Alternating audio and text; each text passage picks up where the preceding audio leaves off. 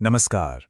आज हम बात करेंगे भारतीय इतिहास के एक ऐसे इंसान की जिन्होंने सिर्फ कागज पर एक संविधान नहीं लिखा, बल्कि अपने संघर्ष से, अपनी हिम्मत से करोड़ों बेआवाज लोगों की किस्मत को एक नई आवाज दी। जी हां, हम बात कर रहे हैं डॉक्टर भीमराव रामजी अंबेडकर की। चलिए उनकी इस इनक्रेडिबल जर्नी को करीब से देखते हैं। लेकिन शुरुआत एक सवाल से करते हैं। आखिर एक इंसान में ऐसा क्या खास हो सकता है कि उनका जन्मदिन 14 अप्रैल सिर्फ भारत में ही नहीं, बल्कि सोचिए कनाडा से लेकर यूनाइटेड नेशंस तक इक्वालिटी डे या समानता दिवस के रूप में मनाया जाए। ये सवाल अपने आप में ही उनके असर की पूरी कहानी बयां कर देता है। उनकी कहानी को समझने के लिए सबसे पहले उनके ही एक विचार को पकड़ते हैं। उन्होंने कहा था, जिंदगी लंबी नहीं बल्कि महान होनी चाहिए। बस ये एक लाइन उनके पूरे जीवन का, आप कह सकते हैं, निचोड़ है। एक ऐसी जिंदगी जो सिद्धांतों के लिए, एक बड़े मकसद के लिए जी गई।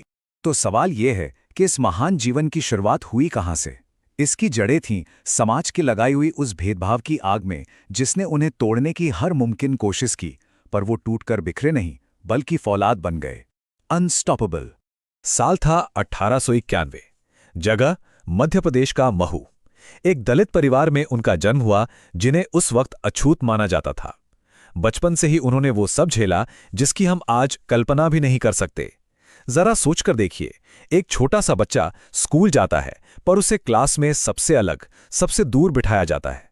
ज्ञान के मंदिर में ही उसे अपवित्र मान लिया जाता है। 1906 में जब उन्होंने एल्फिंस्टन हाई स्कूल में एडमिशन लिया, तो वो वहां के अकेले सिंगल अछूत स्टूडेंट थे। और इसी भेदभाव का एक किस्सा तो सच में रोंगटे खड़े कर देता है।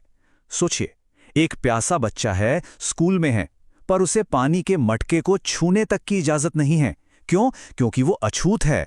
स्कूल का चपरासी ऊपर से उनके हाथों में पानी डालता था, तब वो पी पाते थे। और जिस दिन वो चपरासी छुट्टी पर होता, उस दिन पानी नहीं मिलता था। युवा भीमराव को प्यासा रहना पड़ता था। उन्होंने खुद इस दर्द को सिर्फ 4 शब्दों में बयां किया, नो प्यून नो वाटर।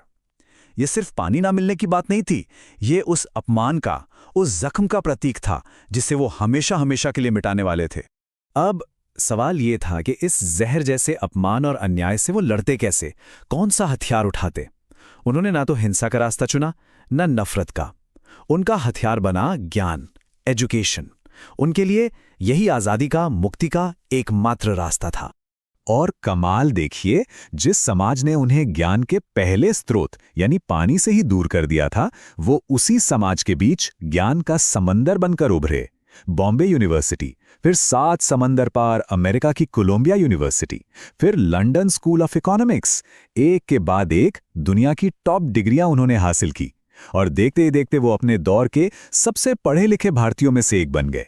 उन्होंने साबित कर दिया कि काबिलियत किसी की जाति देखकर नहीं आती, वो जन्म से नहीं, कर्म से बनती है। और अपनी पूरी जिंदगी के अनुभव को निचोड़कर उन्होंने समाज को जगाने के लिए एक 3 सूत्री मंत्र दिया।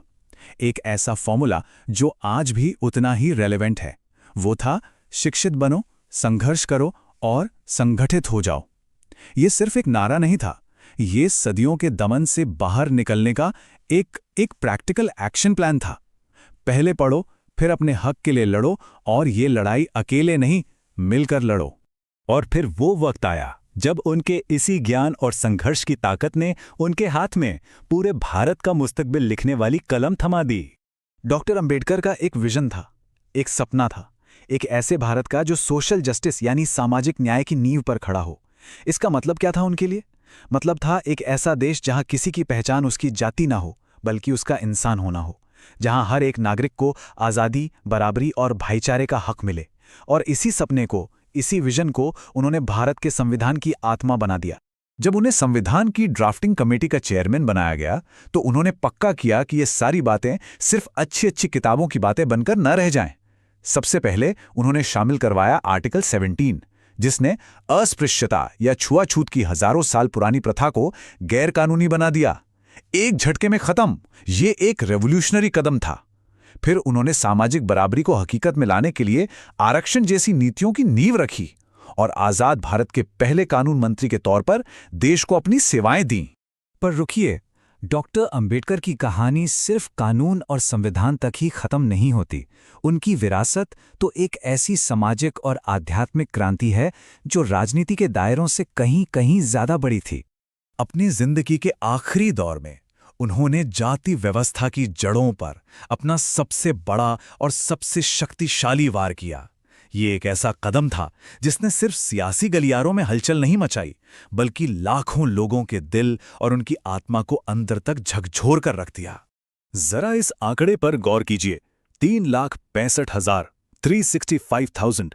ये वो संख्या है उन लोगों की जिन्होंने 14 अक्टूबर 1956 को नागपुर में डॉक्टर अंबेडकर के सिर्फ एक आह्वान पर एक साथ जाति की बेड़ियों को तोड़कर बौद्ध धर्म को अपना लिया। सोचिए, एक दिन में इतने सारे लोग। ये दुनिया के इतिहास का सबसे बड़ा और सबसे पीसफुल मास कन्वर्जन माना जाता है। लेकिन ये सिर्फ एक धर्म परिवर्तन नहीं था। उन्होंने बौद्ध धर्म को एक नया, मॉडर्न और साइंटिफिक नजरिया दिया, जिसे नवयान कहा जाता है। इसमें पारंपरिक कर्मकांडों की जगह नहीं थी। इसका फोकस था तर्क पर, इंसानियत पर, सामाजिक बराबरी पर और हर तरह के शोषण से आज़ादी पर। ये उनके और उनके लाखों अनुयायियों के लिए एक ही साथ स्पिरिचुअल और सोशल दोनों तरह की मुक्ति का रास्ता था। और आज उनकी विरासत की गूंज पूरी दुनिया में सुनाई देती है। 1990 में उन्हें भारत का सबसे बड़ा सम्मान भारत रत्न दिया गया। फिर यूनाइटेड नेशंस ने उनकी जयंती को मनाया। और तो और 2021 में कनाडा के ब्रिटिश कोलंबिया ने 14 अप्रैल को officially doctor BR Ambedkar equality day घोषित कर दिया।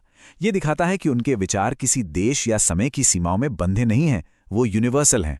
तो आखिर में हम घूम फिर कर उसी पहले सवाल पर वापस आते हैं ना। लेकिन अब हमारे पास इसका जवाब है।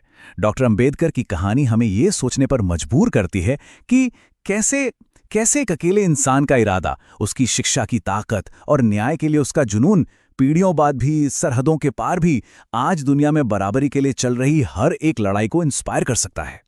उनका जीवन इस बात का सबसे बड़ा सबूत है कि इतिहास लिखा नहीं जाता, इतिहास बनाया जाता है।